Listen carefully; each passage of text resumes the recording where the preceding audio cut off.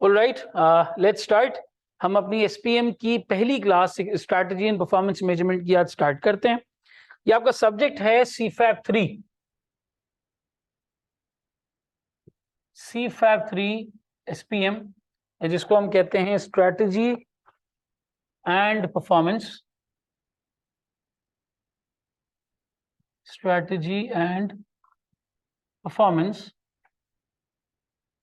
Measurement. ठीक। अच्छा, इस पेपर की बड़ी एक हिस्ट्री रही है। एक टाइम था इसको बिजनेस मैनेजमेंट कहा जाता था।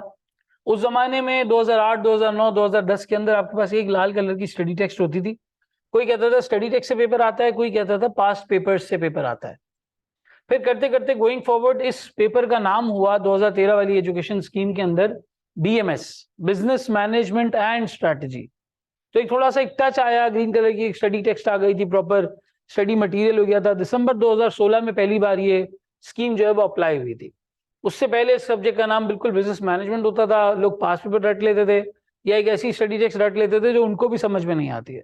प्योर थ्योरी बेस्ड, यानी अगर मैं बिफोर 2016 आपको बताऊं, बिफोर 2016 तो ये कंप्लीटली थ्योरी बेस्ड आता था। ठीक है। दिसंबर 2016 में आप कह लो कि यहाँ पे एक नाम इसका हो गया BMS, और थोड़ा सा यहाँ पे जो S यहाँ पे ऐड किया, दिस स्टैंड्स फॉर स्ट्रैटेजी। यहाँ पे थोड़ा सा इसकी वजह से यहाँ पे सिनेरियोज आना शुरू हो गए। स्टार्ट हो गया कि जी सिनेरियोज आ रहे हैं, लेकिन वो सिनेरियोज भी क्या होते थे, वो कंप्लीट सिनेरियो नहीं होता था। वो 4 या 5 लाइन का एक बैकग्राउंड होता था। बस वो बैकग्राउंड आपके पास है, आप उस बैकग्राउंड की बेसिस के ऊपर इसको कैलकुलेट कर ये सॉल्व कर रहे हैं, और किताबी नॉलेज ही लिखनी होती थी आपको।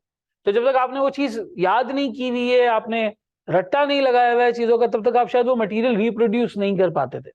और नीचे कैफ लेवल पे जो आपका BMBS का सब्जेक्ट है, उसके अंदर बहुत ज्यादा ओरिएंटेशन नहीं थी जो यहाँ पे हम पढ़ रहे हैं। तो BMS सॉर्ट ऑफ स्टूडेंट्स के लिए एक नया होता था, और जो नीचे चीजें होती थी वो मैनेजमेंट की थियरीज और ऐसी बातें होती थी जो थोड़ी सी मतलब ऊपर फाइनल के लिए रेलिवेंट नहीं है।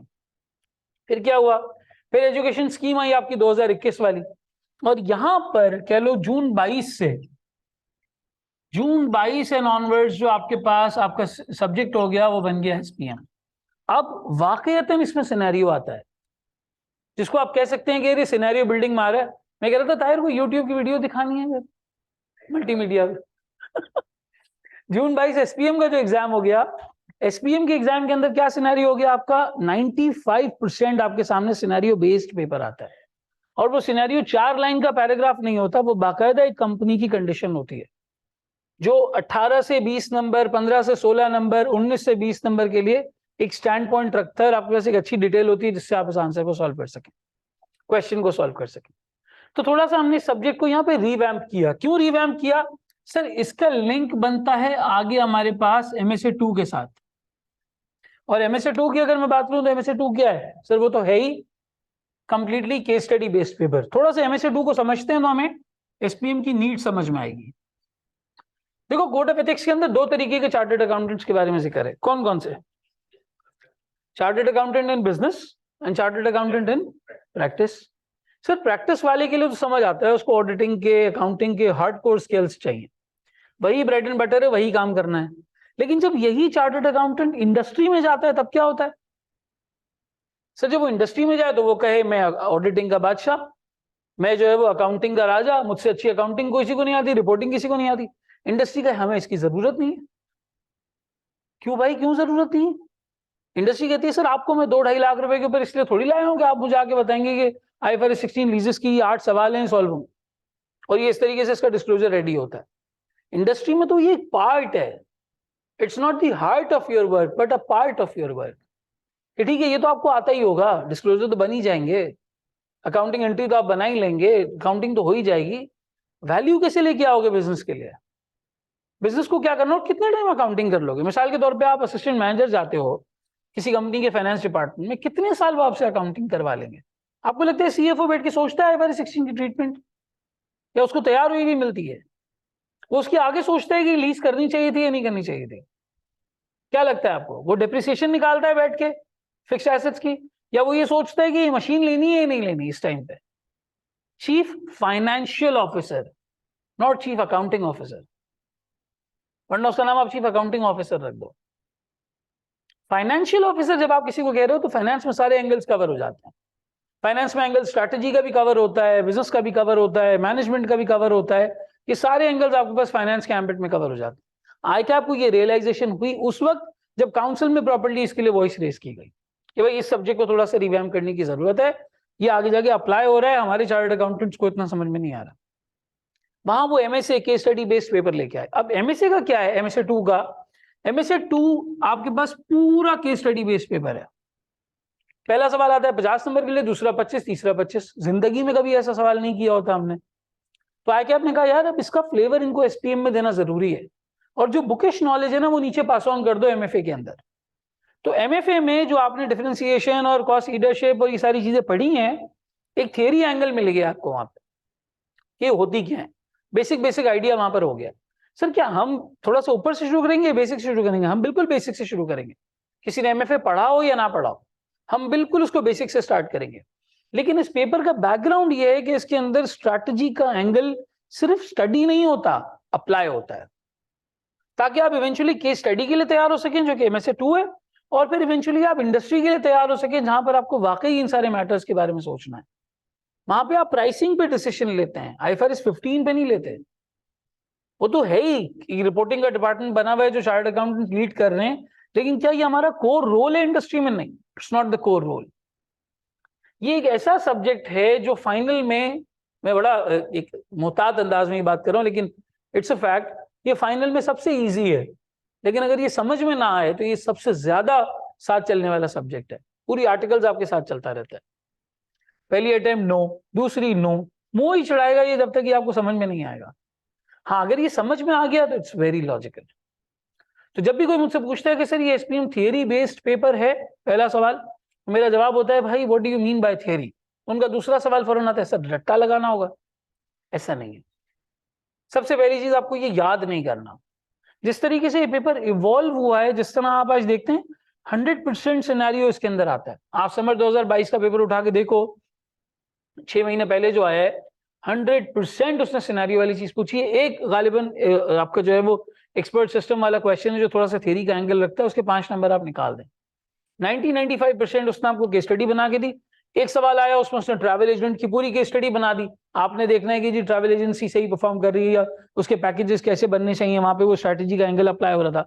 एक जगह उसने फाइनेंशियल परफॉर्मेंस का एनालिसिस दे दिया, वो एक case study based PNL balance sheet बन के आ गई, वहां पे आपने उसको एनालाइज करना था। सो ऑन सो फोर्थ, आपके इस तरीके के सवाल जो है वो निकल करके आ रहे थे। और फिर एक इसमें एथिक्स का पोर्शन, वो मैं पोर्शंस के ऊपर आता हूँ कि इसके अंदर क्या क्या इंक्लूडेड है। तो सबसे पहली चीज, अगर कोई कह रहा है कि सर मुझे यहाँ पे याद करना पड़ेगा, रट्टा लगाना पड़ेगा, सो इट्स 100% रॉन्ग। रट्टा यहाँ पे किसी चीज का भी नहीं। हाँ, यहाँ पर है एप्लीकेशन। एप्लीकेशन किस चीज की है सर? बिजनेस कॉन्सेप्ट्स की। तो सर ये बिजनेस कॉन्सेप्ट्स को पढ़ने के लिए क्या बिजनेस करना पड़ेगा? नहीं नहीं, वो अभी करना नहीं पड़ेगा, इसके लिए आपको केस स्टडीज समझनी होंगी। और सर ये केस स्टडीज कैसे आएंगी? ये आएंगी एग्जाम्पल से। तो सर हम हमसे क्या चाहते हैं, हमें क्या करना होगा? आपको यहां पे ड्राफ्ट करना होगा, दिस इज कंपल्सरी। अगर कोई ये सोच रहा है कि वो सॉल्यूशन देखते वक्त जहन में रखेगा कि जी मैं होता तो मैं भी ऐसे ही लिखता, तो ये पहली बार इंकिशाफ आईकैप के एग्जाम में होगा कि आप होते तो आप ऐसे नहीं लिखते। एग्जामिनर आपको वापस बुलाएगा। ये होता है ना हमारे साथ, हम सॉल्यूशन पढ़ते हुए सोचते हैं हाँ यही पॉइंट था मेरे दिमाग में, मैं भी यही लिखने वाला था। अब पॉइंट था आपके दिमाग में चना, आपने लिखा गंदुम, एग्जामिनर को समझ आया केला, बात ही बिल्कुल डिफरेंट हो गई, कोई अलग ही नोशन के ऊपर जो है डिस्कशन निकल गया। आप एक्सप्रेस नहीं कर पाते unless you draft things, unless you know things well, आप नहीं उसको कर पाते। तो यहाँ पे केस स्टडीज होती हैं, एग्जांपल्स होती हैं जो हमें हेल्प करती हैं, और इवेंचुअली हमें इस पर पहुंचना है,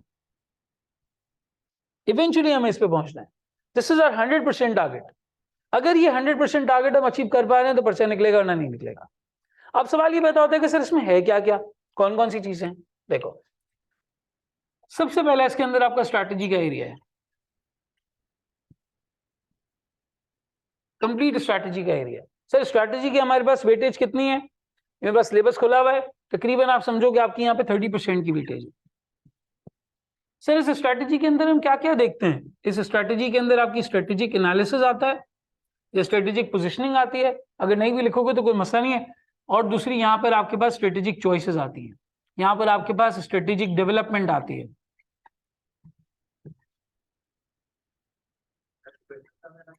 हाँ बोलो।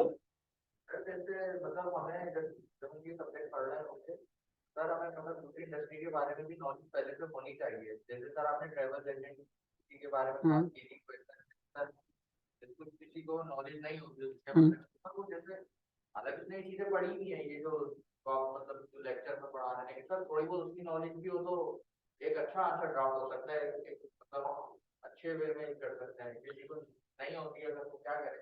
देखो कोर नॉलेज नहीं चाहिए।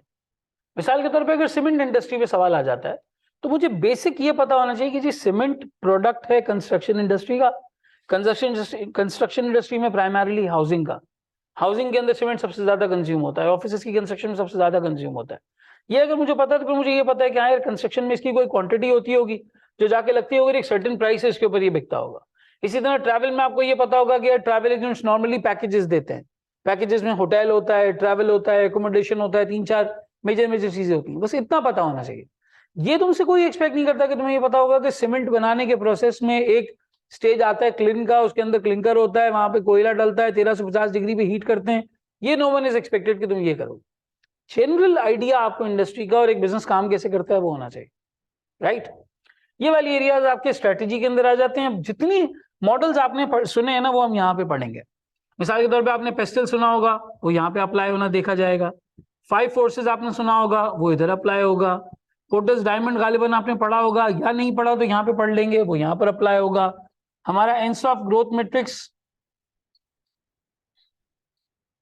वो यहाँ पर अप्लाई होगा।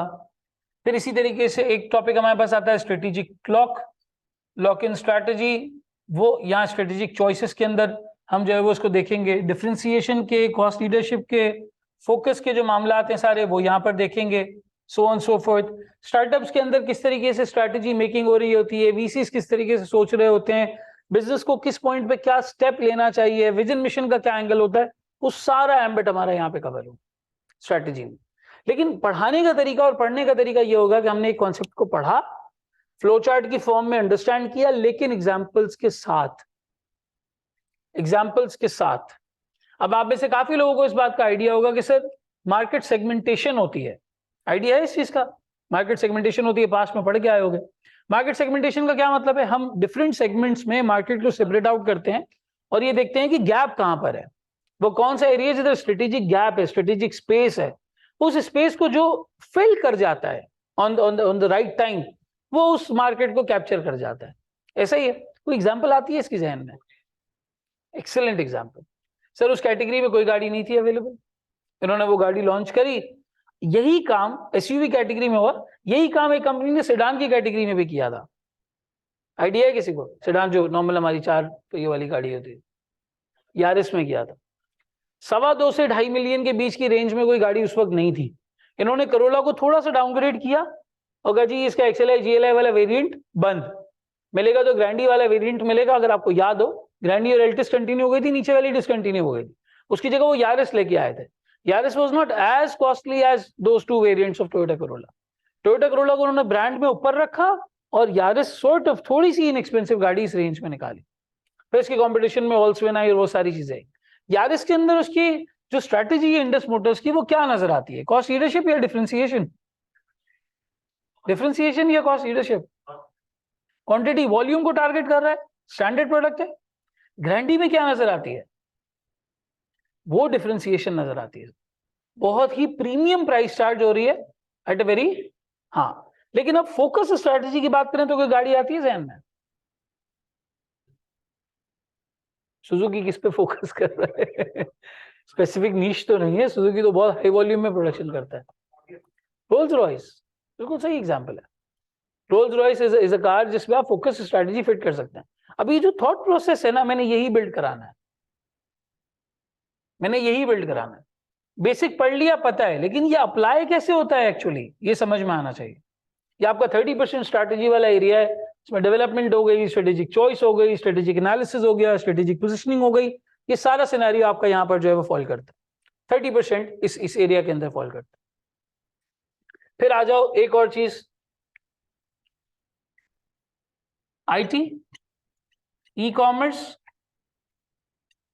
ई बिजनेस और ई मार्केटिंग, ये आपका अगला एरिया है जो यहां पे फॉल करते हैं। आज तक सर हम सुनते थे कि ई कॉमर्स के प्लेटफॉर्म्स हैं, मार्केट प्लेसेस हैं, अलग अलग तरीके से बिजनेसेस जो है वो काम करने लगे हैं, मार्केटिंग का अंदाज जो है वो बिल्कुल बदल चुका है। सारा आपका यहाँ पे एरिया जो है वो कवर होगा। आज तक हमने बिजनेस स्टडीज में अगर पढ़ा है तो हमें मार्केटिंग मिक्स याद है, प्रोडक्ट, प्राइस, प्लेस, प्रमोशन। इससे ज्यादा हमें मार्केटिंग के बारे में कुछ भी नहीं पता होता। ऑल इन ऑल यही चीज हमें पता होती है। तो तकरीबन आपका 15% का एरिया यहाँ पे मार्केटिंग वाले एंगल में फॉल करता है। ये वो एरिया है जो आज दौरे हाजिर में किस तरीके से बिजनेस किया जा रहा है with the help of IT, ये सारी चीजें यहाँ पर आएंगी।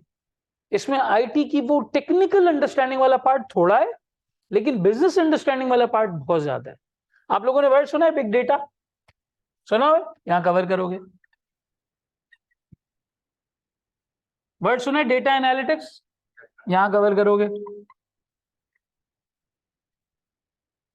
ई बिजनेस, आपका ई मार्केटिंग वाला एरिया,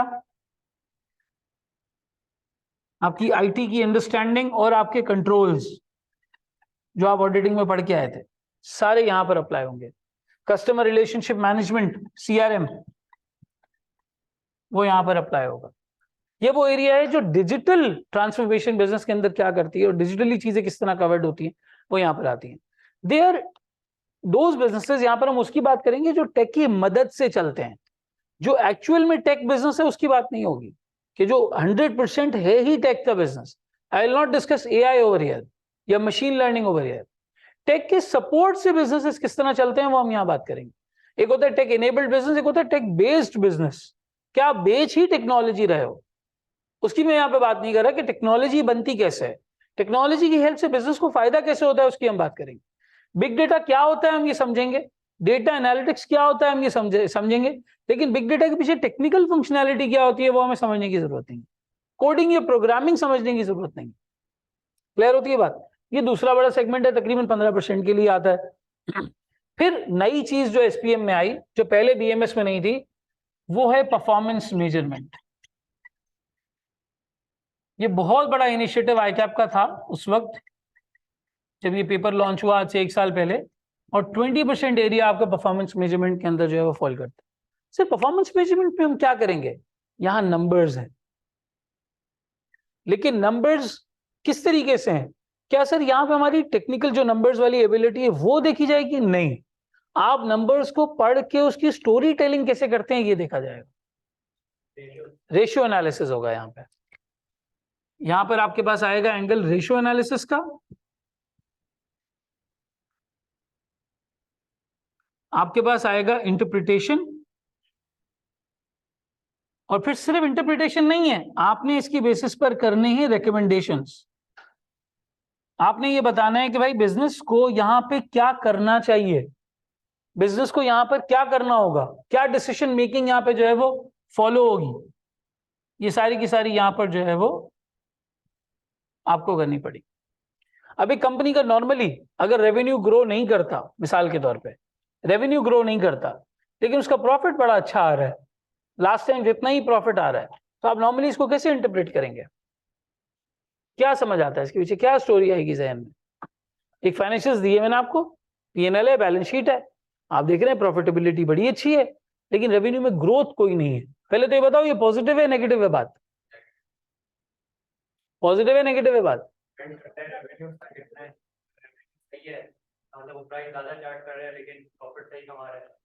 प्राइस ज्यादा, मैं कह रहा हूँ क्वांटिटी भी वही रहेगी तुम्हारी लास्ट टाइम जितनी क्वांटिटी है, और रेट भी तुम्हारा लास्ट टाइम जितना ही है, रेवेन्यू तुमने मोरलेस उतना ही अचीव किया, प्रॉफिटेबिलिटी भी उतनी ही अचीव की। ओवरऑल तुम सेंस में देखते हो क्या इसको इंटरप्रेट करोगे? एग्जैक्टली, इंडस्ट्री पे डिपेंड करता है। मैं कंपेयर करूंगा कंपेटिटर ग्रो हुआ या नहीं हुआ। अगर कंपेटिटर भी ग्रो नहीं हुआ है तो हो सकता है मेरी मार्केट किस स्टेज पर पहुंच गई है, मैच्योरिटी की स्टेज पे पहुंच गई है, प्रोडक्ट लाइफ साइकिल पढ़ोगे, यहां स्टोरी कनेक्ट करोगे, वहां मेरी मार्केट क्या हो गई है, मैच्योरिटी की तरफ शायद पहुंच चुकी है इस प्रोडक्ट की, अब जरूरत नए लोगों को नहीं है, जो यूज कर रहे हैं वो कर रहे हैं, जो कर रहे हैं उनको इस्तेमाल में आ रहा है, कोई मसले वाली बात नहीं। ये इस तरीके से देखा जाता है। अब कंपेटिटर ग्रो कर रहा है, फिर सर अगर कंपेटिटर ग्रो कर रहा है इसका मतलब हम कहीं ना कहीं फॉल कर रहे हैं किसी मसले में, कहीं ना कहीं किसी मसले में फॉल कर रहे हैं। और जहां आपकी कंपटीशन या मार्केट ग्रो कर रही है, आपके मार्केट शेयर के साथ कोई मसला है, उसको क्या कहते हैं हम? Problem child. तो जो प्रॉब्लम चाइल्ड का वर्ड प्रॉब्लम है वो आएगा कहां से? वो यहाँ स्टोरी टेलिंग से समझ आएगा, इधर से समझ आएगा।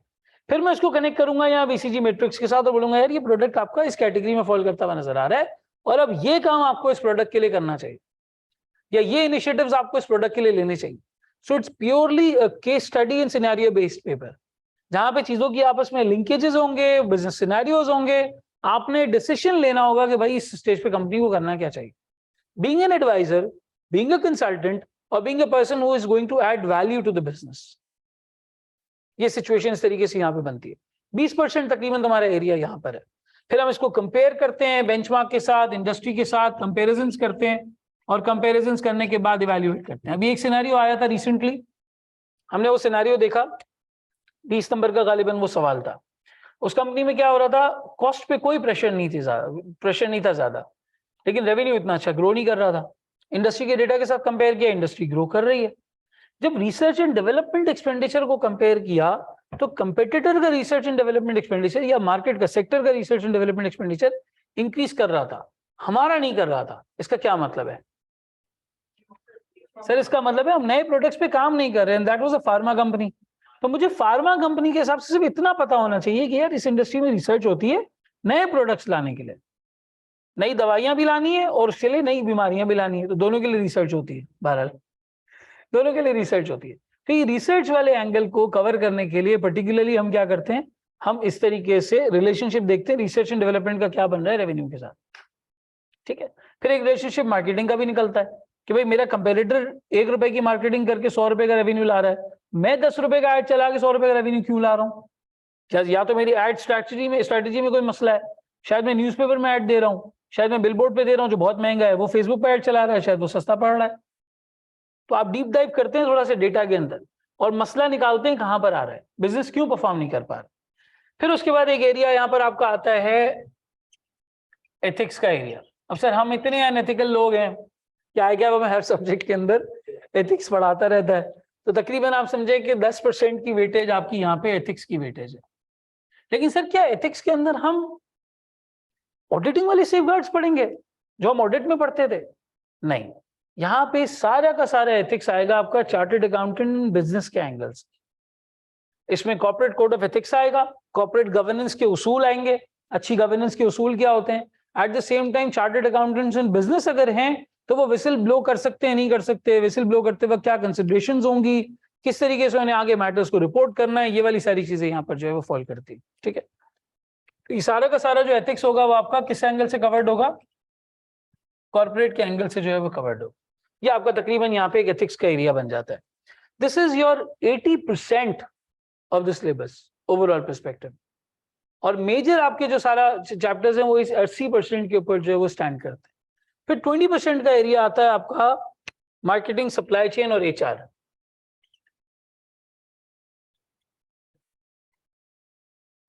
मार्केटिंग, सप्लाई चेन और एचआर, ये समझो कि 20% ये वाला एरिया जो है वो होल्ड करता है। जी सवाल।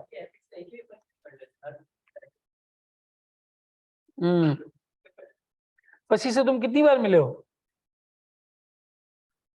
काफी बार मिल चुके हो, याद हो गया ना तुम्हें अभी? समझ आ रही बात? एक दफा सिर्फ एथिक्स पढ़ोगे तो भूल जाओगे, वो बार बार तुम्हें हर सब्जेक्ट में याद दिलाता है कि भाई तुमने एथिकल रहना है, तुमने हर सूरत एथिकल रहना है। फिर ये आपका 20% एरिया ये वाला है, इसमें बिजनेस ऑपरेशंस की बात होती है, प्रोक्योरमेंट डिपार्टमेंट कैसे काम करेगा, सप्लाई चेन पूरी कैसे सेट होगी, जो वैल्यू चेन में हम प्राइमरी सेकेंडरी एक्टिविटीज देखते हैं, प्रोक्योरमेंट रो वाली सारी चीजें देखते हैं, वो सब आपके पास यहाँ पे जो है वो अप्लाई होता है। This is about the entire exam, entire paper. ये आपको यहाँ पर MSA 2 में और फिर अगर आप कभी आगे जाके जिंदगी में इंडस्ट्री ज्वाइन करते हैं तो इंडस्ट्री में खास तौर पे बहुत काम आएगा। और जब मैं इंडस्ट्री गया तो मैंने ये चीज देखी कि यार नंबर्स की जो टेक्निकलिटी है ना, नंबर्स की टेक्निकलिटी वो इतनी नहीं होती है। गूगल मेरे पास है, कैलकुलेटर मेरे पास है, किताब मेरे पास है, मुझे कोई सीईओ खड़े होकर ये नहीं बोलता कि इसका जवाब 10 मिनट में दो कैलकुलेट करके। वो बोलता है भाई 2 दिन है, निकाल आईआरआर तो आराम से निकाले, एनपीवी कोई मसला नहीं है, एनपीवी निकालो, आईआरआर निकालो। लेकिन जहां एक्चुअली आदमी आके फंसता है वो बिजनेस डिसीजंस हैं। टाइम होता है वहां पर, लेकिन डिसीजन मेकिंग अगर आपकी थोड़ी सी गलत हो जाए तो रिजल्ट ये निकलता है कि आपको बहुत बड़ा अमाउंट हाथ से चला जाता है। रिसेंटली कौन से बड़े बिजनेस का कोलैप्स हुआ है पाकिस्तान में? एयरलिफ्ट, सबको याद है, $110 मिलियन डूब गया ना, $110 मिलियन। अब वो बिजनेस बंद हो गया। इंडस वैली की गालिबन इसमें डोमिनेंट फंडिंग थी। क्या लगता है आपको क्या हुआ था एयरलिफ्ट के साथ ऐसा? मार्केट सही टारगेट नहीं कर पाया। तो उन्होंने कौन सी मार्केट ऐसी टारगेट की जो आपको लगता है सही टारगेट नहीं की?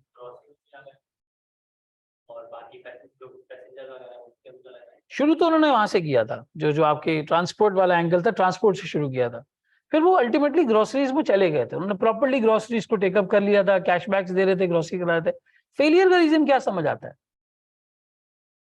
अब थोड़ा बहुत तो एमएफए में तुम लोगों ने पढ़ा है, तो कुछ तो आता होगा जहन में। जो लोग ऑनलाइन है वो भी बता सकते हैं अगर उन्हें कोई चीज समझ में आ रही हो तो।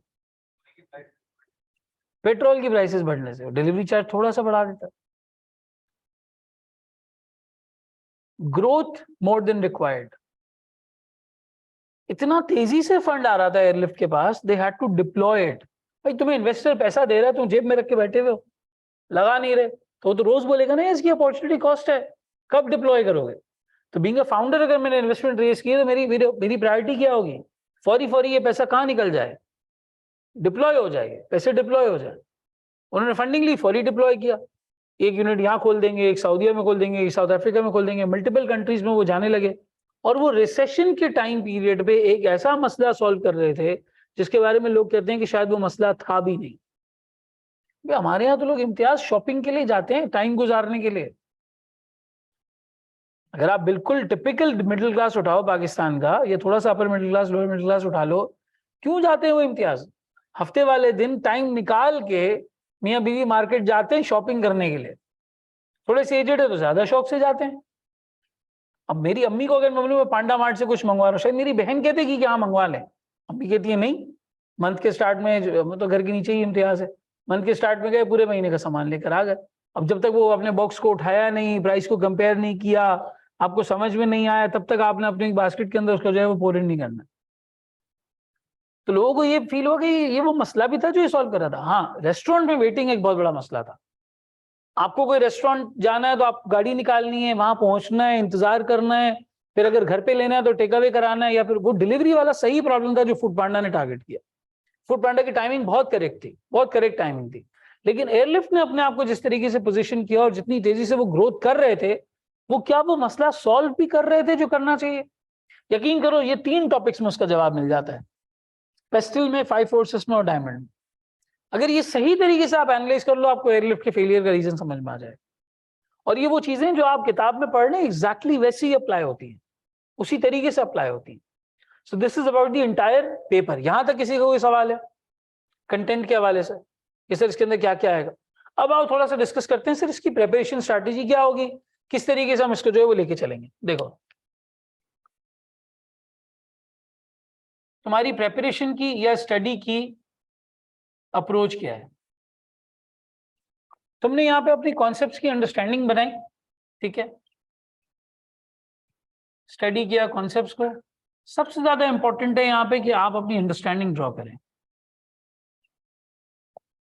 और अंडरस्टैंडिंग के बाद आपने क्वेश्चंस को लिख के प्रैक्टिस करनी है। सर क्वेश्चन से क्या मुराद है? क्वेश्चन से मुराद है सिनेरियोज और मुराद है केस स्टडीज। मैं लाइव क्लास लेता हूं एसपीएम की, और जिस वक्त क्लास लेता हूं उसी वक्त, उसी टाइम पे, क्लास के दौरान ही ड्राफ्टिंग का वक्त देता हूं। उसके बावजूद लोग बहुत कम कंट्रीब्यूट करते हैं। भाई अब तो आप टाइम निकाल के बैठ गए ना सामने, एक आप चले रिकॉर्डिंग मॉडल पे जा रहे हैं, आप टाइम निकाल के बैठ चुके हैं, आपने वक्त निकाल लिया, अब आपको मौका मिल रहा है ड्राफ्टिंग करने का। We feel lethargic about it, हम नहीं करते। क्यों? इतना कंफर्टेबल शायद नहीं है। अकाउंटिंग और रिपोर्टिंग इतनी अच्छी इसलिए आती है क्योंकि हमने उसके 100 सवाल किए हैं, 15 बार बैलेंस शीट बनाई है, तो 16वीं बैलेंस शीट हमारी टाई होती है। लेकिन क्या थ्योरी वाले एंगल को लिखना हराम में आता है? किन्हीं चीज को लिख नहीं सकते। अब जब तक उसको लिखेंगे नहीं, आपकी आदत ही नहीं बनेगी कि किस तरीके से उसको एक्सप्रेस करना है। कुछ लोग बड़ा अच्छा अटेम्प्ट कर लेते हैं इस तरह के रिटन क्वेश्चंस को, क्यों कर लेते हैं? उनकी आदत बन चुकी होती है। वो कभी भी बनी हो, वो ए लेवल्स में बनी हो, वो कैफ लेवल पे बनी हो, वो इंटरमीडिएट लेवल पे बनी हो, कभी भी बनी हो, if you can draft well and explain what your point of view is, आप अपना पॉइंट ऑफ व्यू समझा पा रहे हैं, तो आप इस एग्जाम को क्लियर कर सकते हैं। वरना ऐसी कोई फैसिलिटी ICAP की तरफ से नहीं है कि आप अपना ऑडियो रिकॉर्ड करके पेपर में चिपका दें कि ये आंसर मेरे जहन में आ रहा था और मैं ये कहना चाह रहा था। आपको रिटन फॉर्म में ही बताना है। हो सकता है किसी टाइम पे मेटा में हो और ऑडियो बेस्ड पेपर होता हो कि जी इसका आंसर सुना दें, बस हम समझ जाएंगे आप क्या कहना चाहते हैं। फिलहाल आपने रिटन में इस चीज को अटेम्प्ट करना है। सर फिर सवाल ये पैदा होता है कि केस स्टडीज कहां से आएंगी, ये केस स्टडीज कौन सी हैं? ICAP के पास पेपर्स तो हमारे लिए इतने ज्यादा कोई रेलिवेंट नहीं है। अगर रेलिवेंट हैं भी तो वो कौन से हैं? सर अगर थोड़ी बहुत रेलिवेंस यहाँ पे क्रिएट होती है ICAP की, तो वो क्रिएट होती है 2017 ऑनवर्ड्स। थोड़ा बहुत एक यहाँ पे नेटवर्क डायग्राम और गैंट चार्ट का टॉपिक है जो मैं पढ़ाते वक्त थोड़े पुराने पास पेपर्स में जाऊंगा, बाकी किसी जगह पे आपको पुराने पास पेपर्स में जाने की जरूरत नहीं पड़ेगी। कौन कौन सी चीजें आ गई? एक ICAP आ गया, एक आपका आ गया ACCA SBL। SBL का पैटर्न थोड़ा सा MSA 2 वाला है, लेकिन वहां से हम इंस्पिरेशन और मटेरियल पिक कर रहे होंगे हमारी ICAP की जो है वो प्रैक्टिस के लिए, ठीक। और फिर उसके बाद यहाँ पर आपका आ जाता है ICAW के सवाल आ जाते हैं स्ट्रेटेजिक बिजनेस मैनेजमेंट के। और सर कहीं कहीं फॉर वेरी लिमिटेड क्वेश्चंस, कुछ लिमिटेड एरिया में MSA 2 का भी पिक करूंगा।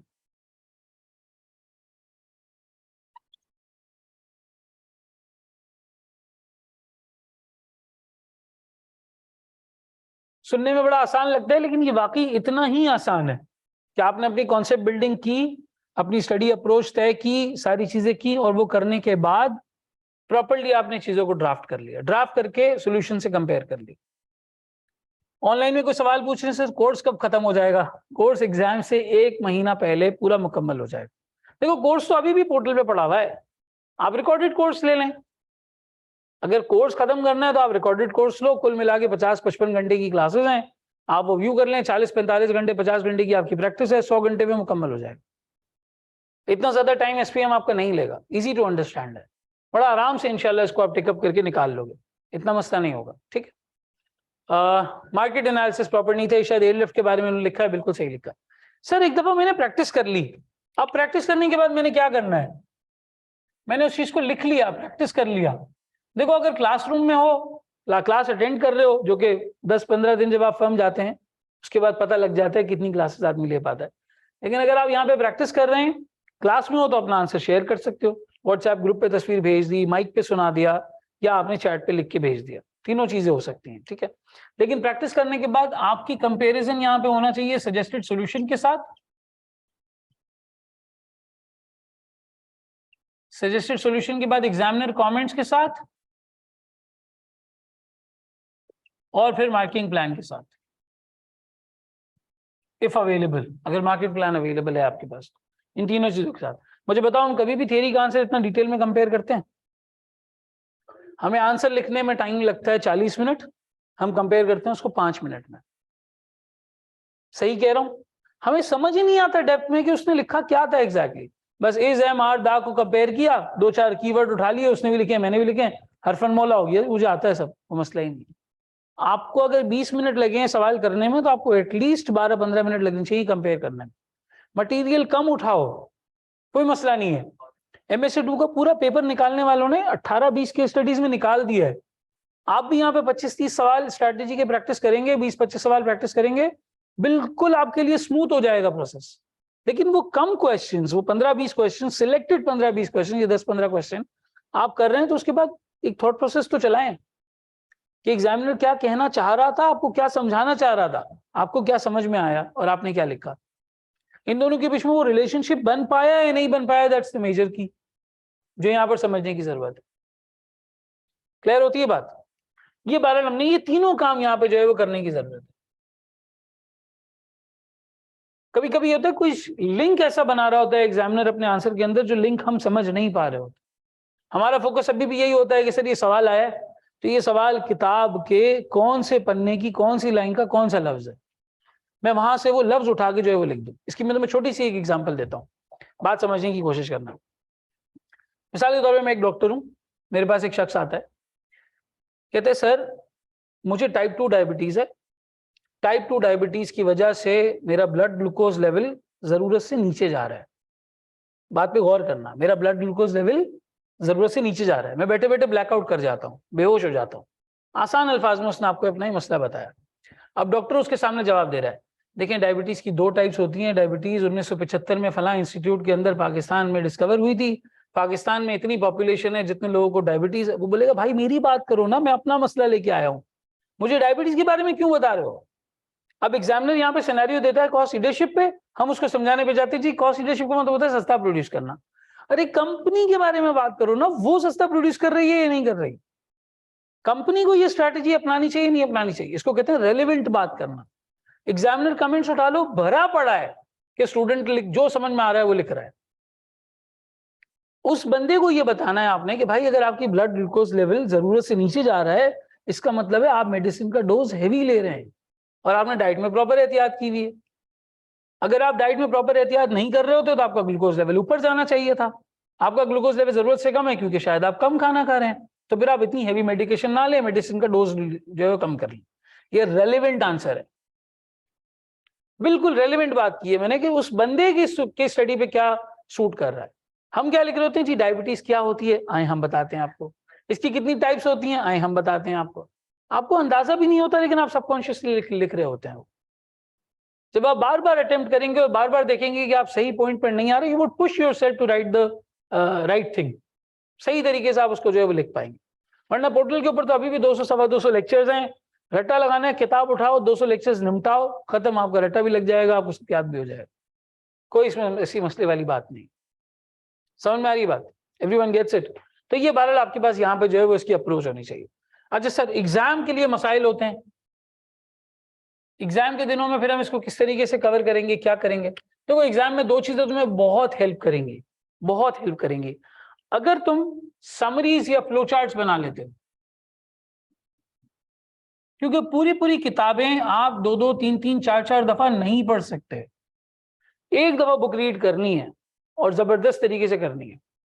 एक दफा आपने उस मटेरियल को रीड किया, अपने पास छोटा सा फ्लो चार्ट बना लो। देखो ये फ्लो चार्ट है ना, एरोज और एंगल्स बना के आपने इस तरीके से अपने पास एक फ्लो चार्ट बना लेना।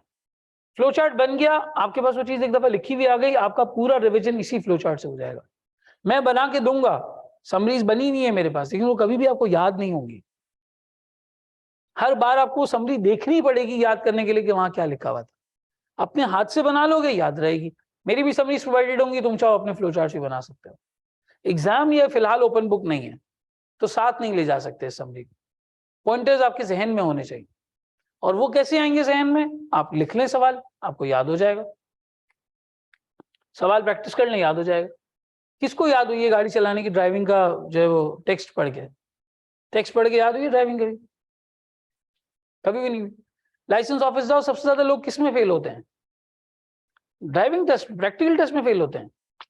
किस में फेल होते हैं? वो क्वेश्चन आंसर वाले टेस्ट में फेल होते हैं। फला साइन क्या कहता है, फला चीज का क्या मतलब है, वो 75 सवालों का पूरा एक टेस्ट होता है before the driving, practical test. Practical सब लोग पास कर लेते हैं तकरीबन, लेकिन वो नहीं पास कर पाते। क्यों? हमें पसंद ही नहीं है एक चीज पढ़ के करना। आप अप्लाई करोगे समझ आ जाएगी। तो यहाँ भी किसने कहा है रट्टा लगाओ, एक कॉन्सेप्ट है उसकी प्रैक्टिस कर लो। तो समरीज, फ्लो चार्ट्स और फिर उसके बाद आपका यहाँ पे आपका प्रैक्टिस का एंगल, ये सारा यहाँ पे कवर्ड होगा। अब आ जाते हैं सर आखिरी सवाल के ऊपर, जो आपका फेवरेट सवाल होता है, क्लास कब होगी, कितनी होंगी, कितने टाइम पीरियड के लिए होंगी, और आपकी किताब है या नहीं। ये सवाल आते हैं, यही 4 मेजर सवाल होते हैं। सब्जेक्ट पास कैसे होगा ये किसी को नहीं पड़ी, किताब सर की है नहीं, ये बताओ। तो सर हमारी अप्रोच क्या होगी यहाँ पे, and this brings me to the last part of the segment. हमारी अप्रोच किस तरीके से होगी? देखो, एक तरीका ये है कि आपको अगर रिकॉर्डेड पे जाना है, आप 100% रिकॉर्डेड पे जा सकते हैं। दिसंबर 22 का कोर्स पड़ा हुआ है, कोई चेंज नहीं है जून 23 और दिसंबर 23 के लिए। किसी को 100% रिकॉर्डिंग पे जानी है, 100% रिकॉर्डिंग पे चले जाए, कोई मसले वाली बात नहीं। फिलहाल इसका एक नया पोर्टल बना हुआ है। क्लास हमारी कब होगी सर? वीकेंड पर होगी। सर वीकेंड से आपका क्या मतलब है? सैटरडे संडे, ये सिनेरियो होगा। बुक अवेलेबल है, लेकिन जून 23 के लिए मुझे कुछ क्वेश्चंस और ऐड करने हैं बस, और कोई चीज नहीं है किताब में चेंज, क्वेश्चंस ऐड करने हैं। सॉफ्ट कॉपी बुक की मिल जाएगी, आप ड्राइव का लिंक मुझसे अभी ले लो, सॉफ्ट कॉपी डाउनलोड कर लो एसपीएम की जो दिसंबर 22 की है। टेक्स्ट उसका चेंज नहीं है, सिर्फ सवालात मुझे ऐड करने हैं। मैं चाहूँ एडिशनल सवालात की एक बुकलेट बना के दे सकता हूँ, लेकिन पहले बच्चा ये बुक मंगवाएगा फिर वो बुकलेट मंगवाएगा, तो थोड़ा सा वेट कर लो, सिर्फ सवाल उसमें ऐड हो जाएंगे। बाकी कोई टेक्स्ट को लेके चेंज नहीं है। सॉफ्ट में आप ले लें, दिसंबर 22 की किताब बनी हुई है, सॉफ्ट में आप उसको पढ़ सकते हैं। प्रिंट एक दफा ले लेना, हार्ड कॉपी मंगवा लेना जब वो चीज अपडेट हो जाए। सर इसमें कितना टाइम लगेगा? 20 से 22 दिन लगेंगे। बस मैं बिजी, अभी फाइनल के एग्जाम्स हो रहे हैं ना, दिसंबर का पहला वीक, इनके एग्जाम से जैसे ही फारिग होऊंगा फिर मैंने इस काम को निपटा लेना। तो आप समझ लें अर्ली जनवरी या मिड जनवरी आपको आपकी अपडेटेड किताब जो है वो मिल जाएगी। कोशिश करूंगा दिसंबर मिड दिसंबर एंड तक ये काम हो जाए, तो आपको आपकी बुक मिल जाएगी।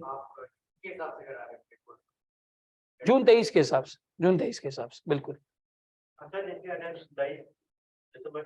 उनके लिए भी इक्वली रेलिवेंट है, जून 24 के लिए भी इक्वली रेलिवेंट है। कोई चेंज एसपीएम में ऐसे जिस तरह से जो है वो नहीं। ठीक, दिसंबर 23 में अगर अटेम्प्ट है, डिपेंड करता है ना तुमने पेपर कितने उठाए हैं, कौन कौन से उठाए हैं, ये देखना पड़ेगा। मिसाल के तौर पे तुमने 3 पेपर प्लान किए हैं, तो पहले 2 कौन से पढ़ रहे हो? अगर पहले 2 तुम एफएफआर और ऑडिट पढ़ रहे हो तो फिर अभी एसपीएम ना करो, उसको अगले 6 महीने में करना। 6 महीने की स्लॉटिंग कर दो, वो 6 महीने में तुम 4 महीने दफ्तर का काम करोगे, 2 महीने तुम्हारे पास स्लैक टाइम होगा। एक तो वो 2 महीने होंगे जो बिल्कुल एग्जाम से पहले वाले होंगे, उसमें तो तुम होगे ही सीरियस। जो पहले 6 महीने में 2 महीने मिलेंगे उसमें तुम सीरियस होते ही नहीं होते, तुम्हारे नफ्स का कमाल है। समझे नहीं समझे? अभी रजिस्ट्रेशन होगी 1 दिसंबर को 2022, पेपर कब होगा? दिसंबर 23। एक साल आपको इस तरीके से चलेगा। तो जो मई जून आएगा ना, अभी अगला अप्रैल मई जून, वो फर्म में फरागत का टाइम होगा, लेकिन आप उसमें पढ़ते हैं या नहीं करते, ये आपके जमीर पे डिपेंड करता है। इन सिंपल वर्ड्स, आसान जबान में समझा रहा हूँ, वो हमारी जमीर पे डिपेंड करता है कि हम उस वक्त पढ़ते हैं या नहीं पढ़ते।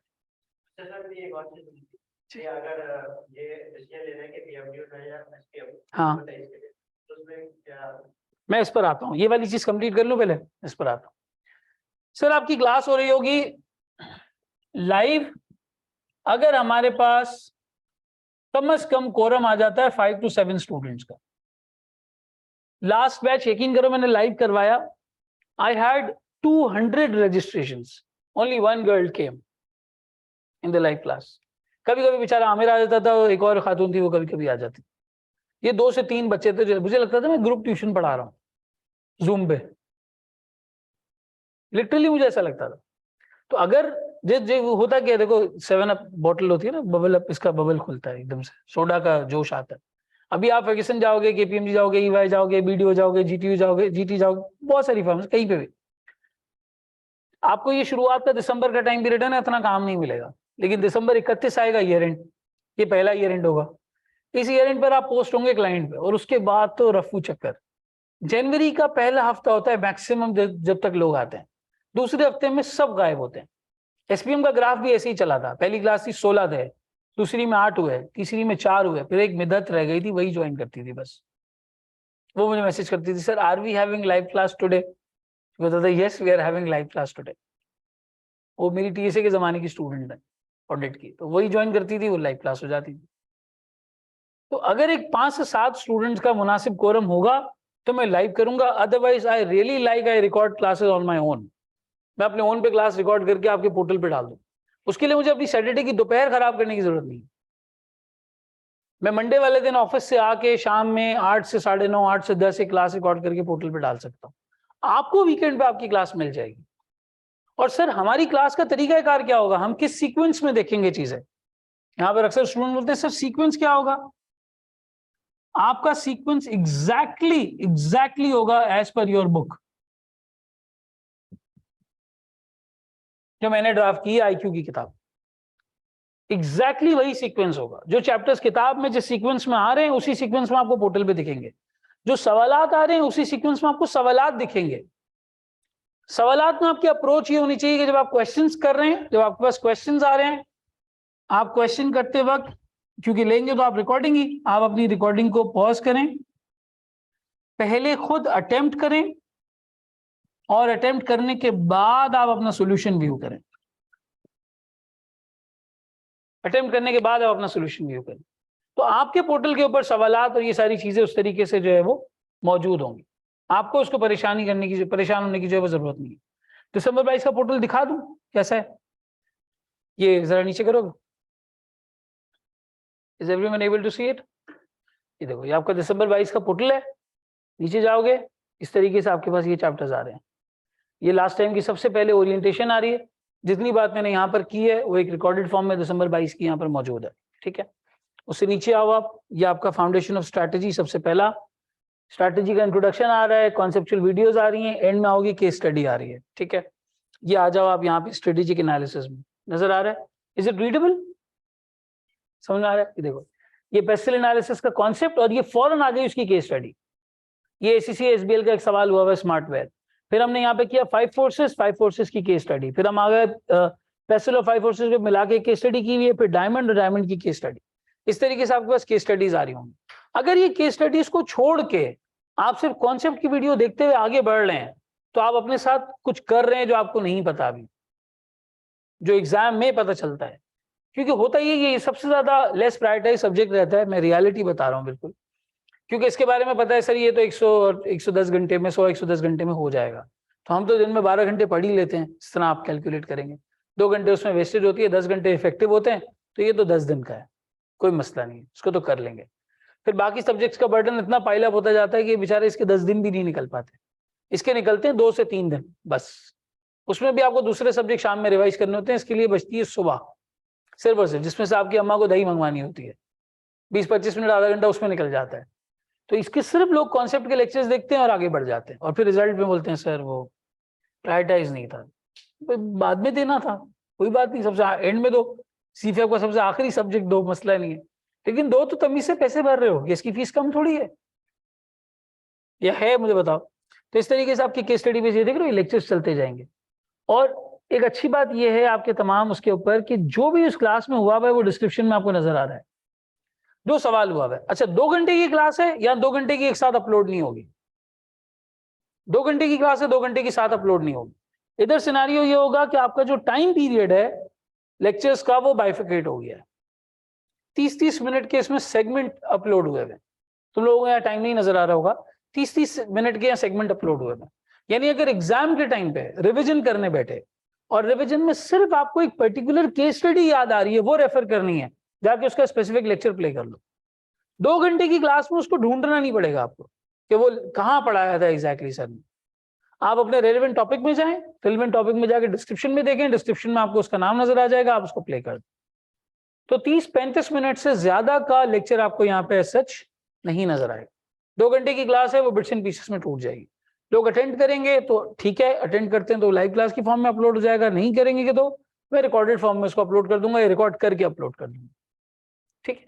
आपका जून 23 से ऑनवर्ड्स का नया पोर्टल है जिस पर अभी फिलहाल कोई लेक्चर नहीं आ रहा। जब इसकी क्लासेस 1-1.5 हफ्ते में स्टार्ट होंगी तो स्टार्ट होने के बाद उसके ऊपर लेक्चर्स आना वक्तन फवक्तन शुरू हो जाएंगे, और आपने फिर अपनी बुक ऑर्डर कर लेनी है, बुक ऑर्डर करके चीज को जो है वो आगे बढ़ाना है। समझ में आती है बात? तो शुरू का तो 2-3 हफ्ते का टाइम होता है कि लोग लेते हैं लाइव क्लास, कोई इसमें ऐसी मसले वाली बात नहीं है, लेकिन उसके बाद गोइंग फॉरवर्ड थोड़ा सा रुझान कम हो जाता है। अब जब लाइव क्लास नहीं ले रहे, रिकॉर्डिंग पे हैं, तो फिर सीक्वेंस क्या क्या पढ़ लिया है, क्या रह गया है, ये सब आपको किससे पता चलेगा? आपकी बुक से। जो एग्जैक्ट बुक का सीक्वेंस है वो एग्जैक्ट यहाँ का सीक्वेंस है, और फिर आपका ग्रैंड रिवीजन हो जाएगा आपकी वर्कशॉप में। जो रजिस्टर्ड स्टूडेंट्स हैं वो वर्कशॉप वैसे भी कर सकते हैं, वो पार्ट एंड पार्सल ही होता है। तो उसके अंदर पूरा रिवीजन, समरी, केस स्टडीज, एक पूरा ओवरव्यू 2 दिन के अंदर एसपीएम का हो जाता है। आज की जो वर्कशॉप है अभी की दिसंबर 22 की, वो यूट्यूब के ऊपर पड़ी है, आप जाके उसकी प्लेलिस्ट देख सकते हैं कि क्या उसका एक तरीका कार पूरी चीज को लेकर जो है वो होता है, ठीक है। So this is about the portal. अगर किसी को, ये देखो सारे चैप्टर्स तुम्हारे इस तरीके से यहाँ पर आ रहे होंगे, और इनका सीक्वेंस भी सिर्फ और सिर्फ वो होगा जो तुम्हारी किताब का सीक्वेंस है। अच्छा, किसी के नीचे अगर इस तरह कॉम्प्लीमेंट्री लिखा हुआ हो तो वो दूसरे सब्जेक्ट्स के लेक्चर्स हैं, कॉम्प्लीमेंट्री यहाँ पे दिए गए हैं कि अगर आप व्यू करना चाहें तो व्यू कर सकते हैं, ठीक है। ये आपके पोर्टल का पूरा सिनेरियो हो गया। अब कर दो लाइट्स ऑन। देखो, एक तो पेपर कॉम्बिनेशन की पूरी एक क्लास सर मुर्तजा ने यहाँ पे ली थी, वैसे तो मैं ये रेकमेंड करूंगा कि वो देख लो सेशन, सही है, उसमें मल्टीपल कॉम्बिनेशन हैं। फिर उसके बाद आपकी क्या चीज आ जाती है, बीएफडी में थोड़ी सी मेहनत एसपीएम से ज्यादा लगेगी। यानी अगर एसपीएम तुम्हारा पूरा 120 घंटे में प्रिपेयर होगा तो बीएफडी 160-170 घंटे में प्रिपेयर होगा। तो तुम देखो तुम्हारे दूसरे सब्जेक्ट्स कौन से हैं। अगर 2 सब्जेक्ट बहुत भारी हैं, तुम्हें लग रहा है बहुत टाइम नहीं होगा, तो SPM could be a good option. अगर वो 2 सब्जेक्ट्स ऐसे हैं कि यार उसमें इतना मसला नहीं होगा तो BFD could be a better option. वो तुम्हारे ऊपर है कंप्लीटली कि तुम क्या उसके हवाले से जो है वो ऑप्ट करना चाह रहे हो। एसपीएम आपको इतना परेशान नहीं करेगा, लेकिन आप लिथार्जिक होंगे चीजें लिखने में, जो फैक्ट है। स्टूडेंट्स ड्राफ्ट नहीं करते, सारा मसला यही होता है, क्योंकि हमारी आदत है ना एज एशियंस, हम अर्जेंट जब तक कोई काम ना हो जाए हम नहीं करते, जब तक वो अर्जेंट ना हो जाए। इंटरनेट वाले जब घर के दरवाजे पे आके खड़े हो जाते हैं ना, फिर हम बोलते हैं हाँ यार ट्रांसफर कर रहा हूँ, सबर करिए। वही मीजान की ऐप पहले भी थी, वही बैंक अकाउंट में पैसे पहले भी थे, वो बेचारा व्हाट्सएप करे जा रहा था आपको, सर पैसे ट्रांसफर कर दें, सर पैसे ट्रांसफर कर दें। बोला अभी रुक जाए, थोड़ा सा रुक जाए। वही काम हम एसपीएम के साथ भी करते हैं।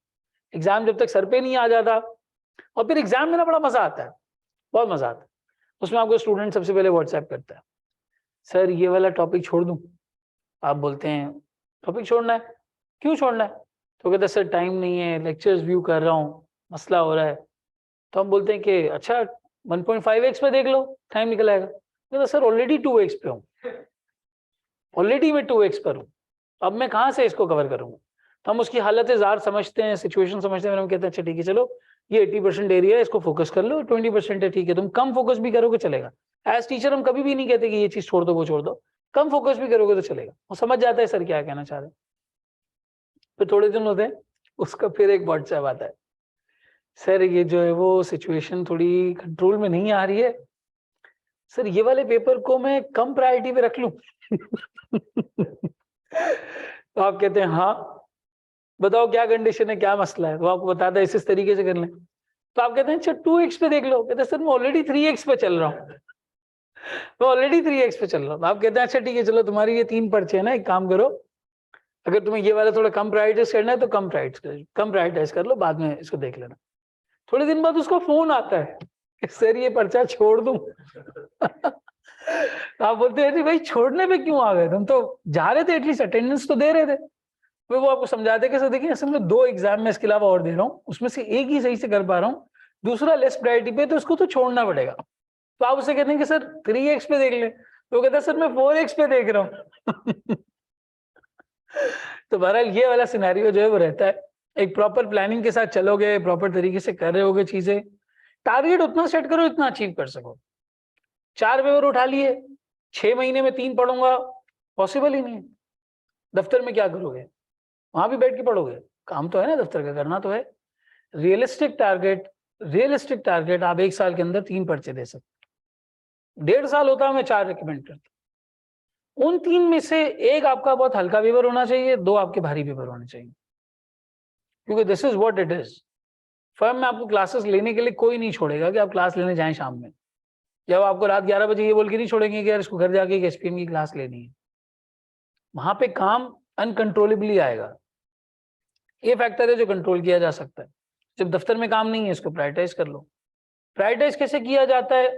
इजी प्रोसेस को बना के, प्रोसेस आप आसान कर लें, आपकी किताब आपके पास है, आपका कंटेंट आपके पास है, जो पोर्टल पे सीक्वेंस है उस हिसाब से आप शुरू करें। ये नहीं सोचेंगे यार 1-1.5 घंटा है मेरे पास, 2 घंटे, तो उसमें क्या होगा, पढ़ लें वो 2 घंटे, कोई बात नहीं, थोड़ा बहुत भी एरिया कवर हो जाएगा। एटलीस्ट बाद में जब आप एक्चुअल प्रिपरेशन करने जाएंगे, जब आपकी एग्जाम लीव्स होंगी और लीव्स में आप प्रिपरेशन शुरू करेंगे, तो उस पार्ट में आपको कम वक्त लगेगा, है कि नहीं? क्यों कम वक्त लगेगा सर? आपको कम वक्त प्रैक्टिकली इसलिए लगेगा क्योंकि आपने एटलीस्ट एक दफा पढ़ लिया है, तो 2 घंटे भी मिले आपने उसकी इस चीज को जो है वो करना है। लेकिन एक्चुअल पढ़ाई, एक्चुअल प्रिपरेशन, प्रैक्टिस, ये सब चीजें एग्जाम के करीब ही होती है। एक दफा आदमी ऑडिट में जाता है तो फिर लग पता जाता है। और कोई सवाल किसी का? एनीवन? वरना फिर हम सेशन को यहीं तक रखेंगे। ऑनलाइन में भी किसी का अगर कोई क्वेश्चन है तो वो पूछ सकते हैं।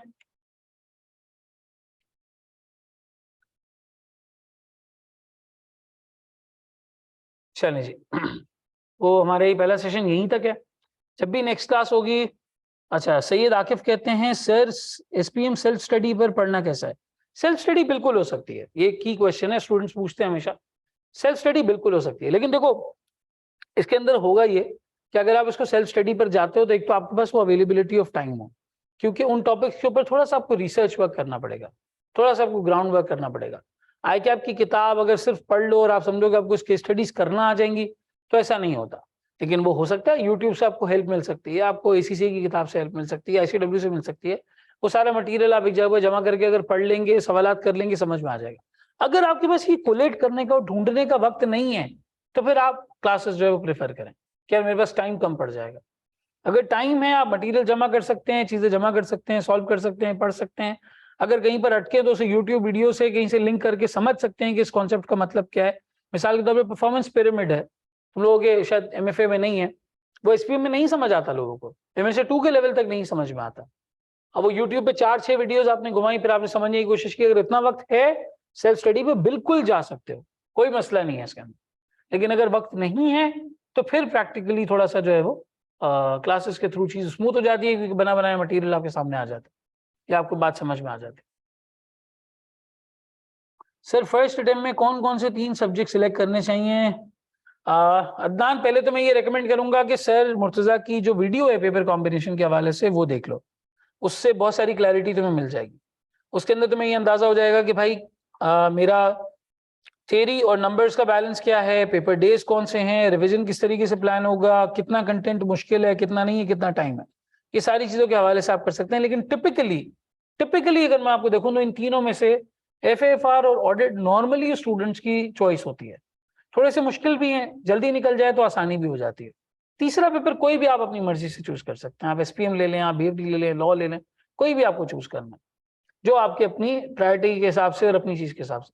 फिर एफएफआर और ऑडिट से आपका एमएसए 1 अनलॉक हो जाता है, और एमएसए 1 के साथ फिर आप एक आध कोई पेपर 2 पेपर और दे दें, फिर आपका एमएसए 2 अनलॉक होता है। उसके साथ एमएसए 2 के साथ मेरा जो है वो मानना यह है कि अपनी प्लानिंग इस तरह से करना पेपर्स की कि एमएसए 2 के साथ एडवांस टैक्स हो, या एडवांस टैक्स उससे पहले हो या उसके साथ हो।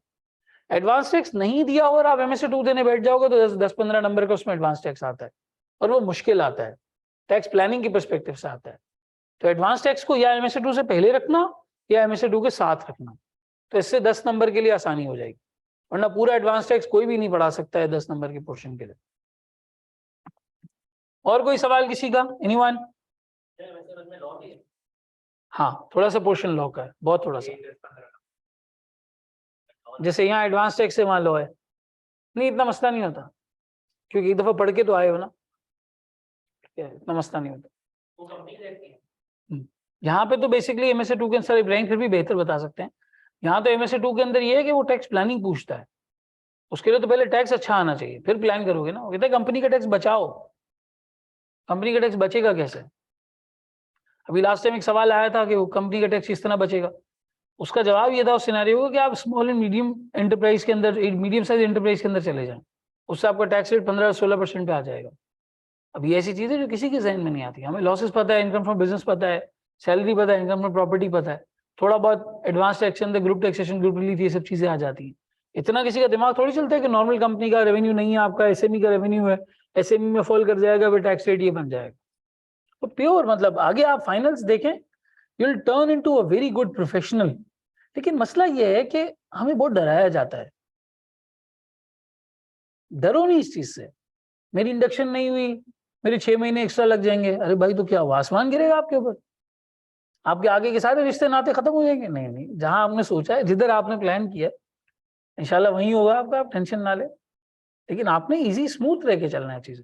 अभी आज मैं एमएफए की क्लास ले रहा था तो एक स्टूडेंट ने बोला कि सर बस जल्दी से टाइम पीरियड निकल जाए, बीएफडी आ जाए। किस बात की जल्दी है यार, किस बात की जल्दी? Enjoy this time. आप एक ऑर्गेनाइजेशन में जा रहे हैं, एक फर्म में जा रहे हैं काम करने के लिए, वहां पे आपका access as an audit trainee बहुत लोगों से होगा। जब आप बिल्कुल जूनियर लेवल पे हैं, बिल्कुल जूनियर लेवल पे, तो वहां पे आपको टीम किस तरह काम करती है समझ में आएगा। और ऑर्गेनाइजेशन के अंदर जो बिल्कुल फर्स्ट लेवल ऑफ फाइनेंस, पहला लेवल होगा, वो लोग से आपका ताल्लुक पड़ेगा। अकाउंट्स एग्जीक्यूटिव हो गए, असिस्टेंट मैनेजर्स हो गए, इस तरह के जो लोग हैं वो हो गए। फिर आप थोड़ा सा सीनियर होंगे, मतलब मिसाल के तौर पर आप सेमी सीनियर होंगे, सेमी सीनियर कहा जाता है फर्म में, ऑडिट सीनियर 2 कहा जाता है, ऑडिट सीनियर कहा जाता है। सेमी सीनियर के लेवल के ऊपर आपको मिलेगा ये इन्वेंट्री वाला एरिया, पेबल्स वाला एरिया, रेवेन्यू वाला एरिया, रिसीवेबल वाला एरिया, वेरिफिकेशन के लिए। बिल्कुल जूनियर लेवल पे आपको मिलेगा expenses, cash and bank, fixed assets, property plant equipment, assurance की बात कर रहा हूँ। फिर सेकंड लेवल पे ये काम मिलेंगे। थर्ड पे आप जाएंगे तो फिर आपको मिलेगा टैक्सेशन, फाइनेंशियल स्टेटमेंट्स की जो है वो उसको कंपाइलेशन, ट्रायल बैलेंस तो क्लाइंट बनाता है, हम कंपाइल कर देते हैं उसको, और आपके सारे प्लानिंग के प्रोसीजर्स, रिव्यू प्रोसीजर्स, टीम को हैंडल करना, ये सब काम। बिल्कुल जूनियर लेवल पे तो आपका 10% काम यही होता है कि वो जी लंच मंगवाना है, रखना है, क्लाइंट से रीइंबर्समेंट क्लेम करनी है, वाउचर्स देने लेने। 10% 15% काम तो ट्रेनिंग का यही होता है जो सबसे पहले आता है। अब मुझे नहीं पता क्या एनवायरनमेंट है, हमारे टाइम पे तो इस चीज़ों के बहुत मसले होते थे, बहुत मसले होते थे। एक दफ़ा मुझे याद है, मैंने पूरी टीम के लिए डोनट्स मंगवाए थे, तो हमारे जो सीनियर ने फ्लेवर ऑफर किया था वो मैंने गार्ड को दे दिए थे, क्योंकि कुछ मैंने डोनट्स टीम के लिए मंगवाए थे, कुछ गार्ड के लिए मंगवाए थे। अब मैं डब्बा खोल के देखना भूल गया कि मैं किसके डोनट किसको दे रहा हूँ, तो हमारे जो इंचार्ज थे, जॉब इंचार्ज, उनके डोनट मैंने गार्ड को दे दिए जाके। बोलते यार ये क्या किया तुमने, मेरा फ्लेवर उसको दे दिया। मैंने कहा मुझे क्या पता किसका फ्लेवर किसमें पड़ा हुआ है। लेकिन बहरहाल इस तरह की चीजें जो है वो होती हैं। किसी ने कहा सर MSc2 में BFD का कितना पोर्शन है? 30% पोर्शन है, 70% SPM है उसमें, 70%। तो बहरहाल फिर आप सेमी सीनियर लेवल पे होगे, फिर आप सीनियर लेवल पे होगे, तो आप एंटिटी के हर लेवल के लोगों को देखोगे। ग्राउंड लेवल पे लोग कैसे हैं फाइनेंस में, मिड लेवल पे कैसे हैं, टॉप लेवल पे कैसे हैं, हर किसी से पाला पड़ेगा, हर किसी का एक्सपोजर मिलेगा 3 साल, 3.5 साल, 4 साल में। तो gets this opportunity to change you. आप सब एंटर फर्म में अपनी करंट स्टेट में होंगे, लेकिन आप जैसे चाहें अपने आप को ट्रांसफॉर्म कर सकते हैं। ये एक ऐसे 3.5 साल, 4 साल का पीरियड है जिधर कोई आपको जज नहीं करेगा, क्योंकि सब कोरे आते हैं, सब डांट सुनते हैं, सब मुश्किलें उठाते हैं और सब इस प्रोसेस से बाहर निकल जाते हैं। लेकिन आप जैसे आए वैसे निकले तो कोई फायदा नहीं है। आप जैसे आए वैसे नहीं निकले, चेंज होके निकले, बहुत ज्यादा आप चीजें समझ के सीख के निकले, जमाने की चाल आपको समझ में आई, तो फिर आप वाकई बदल के निकले। फिर उससे ये फर्क नहीं पड़ता कि आपने एडवाइजरी में टाइम लगाया है या आपने ऑडिटिंग में टाइम लगाया है, आपने अकाउंटिंग में टाइम लगाया है, डजंट मेक एनी डिफरेंस। आपको चीजों का कितना पता है, मार्केट किस तरीके से ऑपरेट कर रही है, कंपनीज क्या चीज देखती हैं ओवरऑल पर्सपेक्टिव में, जहां भी आपका एरिया ऑफ इंटरेस्ट है। अगर आप ये समझ पा रहे हैं तो आपको ये आपकी टेक्निकल स्किल्स हार्डली अपनी क्वालिफिकेशन के बाद 6-8 साल तक काम आएंगी, बस हार्डली 6-8 साल, वो भी अब मैं शायद ज्यादा कह रहा हूँ, हार्डली 6-8 साल। उन 6-8 सालों के बाद आपके पास लोग होंगे नीचे जो टेक्निकल काम कर रहे होंगे, आपको वैल्यू एडिशन वाला काम करना होगा, आपको डिसीजन मेकिंग वाला काम करना होगा, आपको इवैल्यूएशन वाला काम करना होगा। तो ये पेपर फिर MSc2 ये इन्हीं चीज़ों के ऊपर बेस करता है। ओवरऑल इसका जो है डिज़ाइन यही है। फाइनल की हद तक या फाइनल के पेपर्स, आर्टिकल्स, इस प्रोसेस को लेके घबराना नहीं है। CA ही नहीं करना, CA भी करना है, साथ साथ और भी बहुत कुछ करना है। और भी बहुत कुछ से मतलब ये नहीं कि सिर्फ क्वालिफिकेशंस आदमी करता रहे कि CA भी कर लो, ACCA भी कर लो, उल्टा CA भी कर लो, सीधा CA नहीं, क्वालिफिकेशंस नहीं, सीखना है कि काम होता कैसे है जमाने में। फिर आपको वहां डिसीजन लेना है अपनी आर्टिकल्स के दौरान कि आप जिंदगी भर कौन सा काम करना चाहते हैं। अगर आप आर्टिकल्स के बाद निकल के ये सोच रहे हैं ना कि अब मैं कहाँ जाऊं, तो फिर आपने आर्टिकल्स का टाइम जाया किया है। If you don't know articles के बाद कि मुझे क्या करना है या मैं किस तरफ जाना चाहता हूँ, हर कंपनी, हर क्लाइंट आपको कुछ ना कुछ सिखाएगा, हर असाइनमेंट, हर प्रोजेक्ट आपको कुछ ना कुछ सिखाएगा। आप किसी भी डिपार्टमेंट में हो, किसी भी डोमेन में जो है वो काम कर रहे हैं, वो जो सिखाएगा आपको, आप उससे कितना आउटपुट निकालते हैं, कितना आउटकम निकालते हैं, ये सारा आपके ऊपर डिपेंड करता है। तो पढ़ाई, काम, इन चीजों को बैलेंस में लेके चलना। काम है ऑफिस में, इंपॉर्टेंट है, नहीं मिल रहा क्लास लेने का टाइम, तो डोंट मेक अ हवा आउट ऑफ इट, है कि हवा नहीं बनाओ अपने सर के ऊपर कि जी मेरे लिए जो मसला हो गया, मैं क्लास नहीं ले पा रहा और मेरे 6 महीने एक्स्ट्रा लग रहे हैं रजिस्ट्रेशन ना होने की वजह से। स्काई डजंट फॉल, कोई ऐसी जिंदगी मौत का मसला नहीं है। हाँ, लेकिन जब टाइम मिल रहा है और उस वक्त अगर आप इंस्टाग्राम पे टाइम जाया कर रहे हैं या आप नेटफ्लिक्स पे लगे हुए हैं, बिंज वॉचिंग कर रहे हैं, धड़ाधड़ एक के बाद दूसरा, दूसरे के बाद, वो गलत है, दैट इज रॉन्ग। बैलेंस में होना चाहिए, प्रॉपर बैलेंस में होना चाहिए। आपकी एंटरटेनमेंट का टाइम, आपका काम, आपकी पढ़ाई, ये 3.5 साल कमिटेड रहना होगा। चीजें मुश्किल नहीं है, लेकिन आपको कमिटेड रहना होगा। आप कमिटेड होंगे, बाय स्केड्यूल सब कुछ कर रहे होंगे, कोई मसला नहीं होगा। ठीक है, हमारा पहला सेशन यहीं तक है। जब आप लोगों की नेक्स्ट क्लास होगी, आप लोगों को टाइम पता चल जाएगा और एक कोरम होगा रेलिवेंट हमारा, तो हम क्लास कंडक्ट कर लेंगे। अदरवाइज टाइम टू टाइम आपकी किताब के हिसाब से आपके लेक्चर्स आपके पोर्टल पे आते रहेंगे। So not to worry about it, किसी किस्म की टेंशन परेशानी उसकी आपको नहीं करनी है। ठीक है, चलें जी, thank you so much everybody, Allah Hafiz.